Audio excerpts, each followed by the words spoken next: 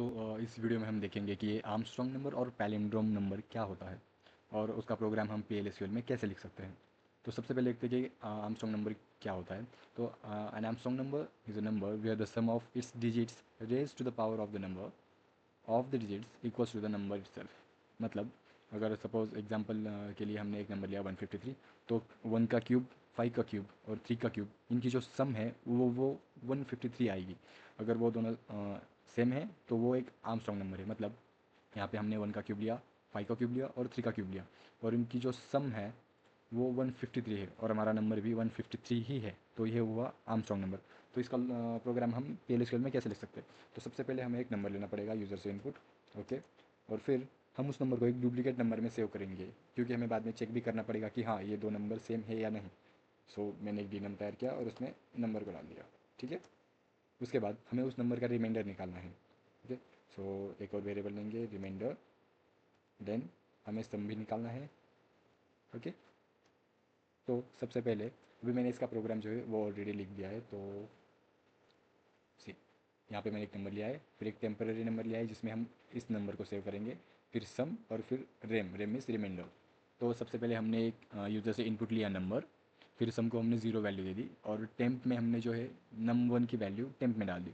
फिर हमने एक लूप चलाया num1 ग्रेटर दैन 0, मतलब जब तक num1 की वैल्यू 0 से ज़्यादा है तब तक ये लूप चलेगा। और फिर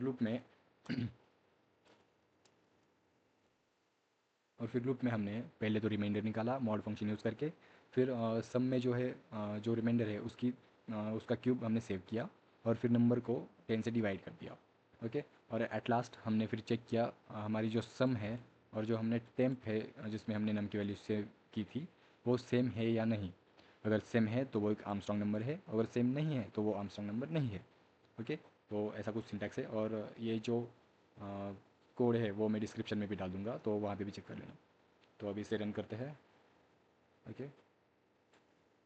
तो पहले हमने सर्वर आउटपुट जो है वो ऑन करके रखा है, फिर मैंने एक और बनाया था फाइल, इसे सेव करते हैं पहले,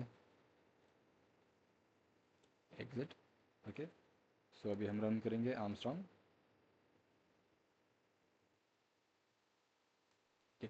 सो पहले हमें नंबर के लिए पूछ रहा है, तो कोई भी हम रैंडम नंबर देते थे, सपोज 153 ना देके हम देते हैं 227, ओके। तो 227 देखते हैं आर्मस्ट्रॉन्ग नंबर है या नहीं।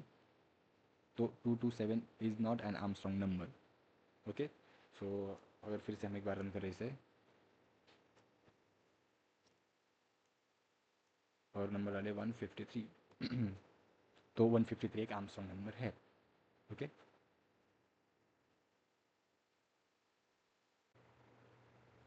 ये तो होगा आर्मस्ट्रॉन्ग नंबर। फिर पैलिंड्रोम नंबर क्या होता है। तो basically a palindrome number is a number that remains the same when its digits are reversed.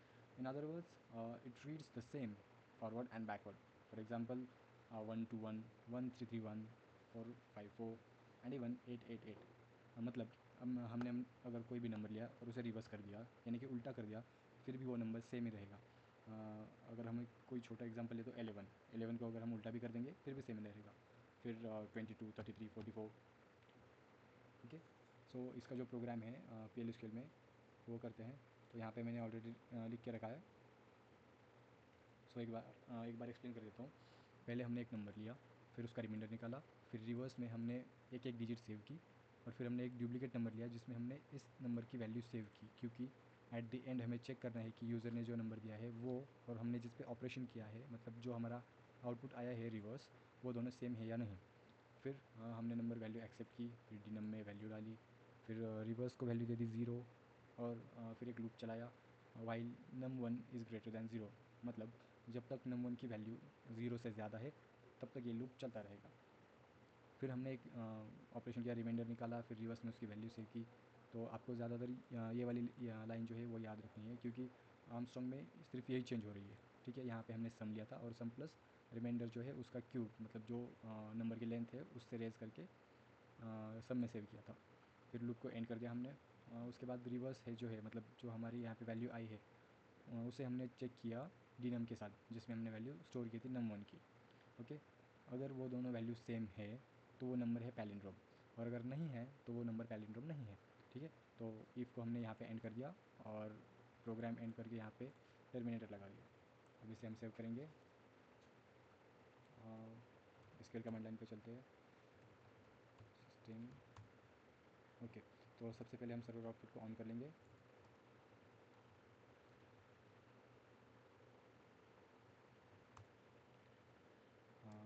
Server output on हो गया है, तो अभी प्रोग्राम को कॉल करते हैं। ओके, सो वैल्यू तो पहले हम ऐसा नंबर देंगे जो पैलिंड्रोम नहीं है, जैसे कि 233। ओके, अगर इसका हम रिवर्स करें तो 332 होगा, तो ये पैलिंड्रोम नहीं है, so number is not a palindrome. फिर अब एक ऐसा नंबर देते हैं जो पैलिंड्रोम होगा, so palindrome value 111 which is a palindrome number. Okay, number is a palindrome, that's it.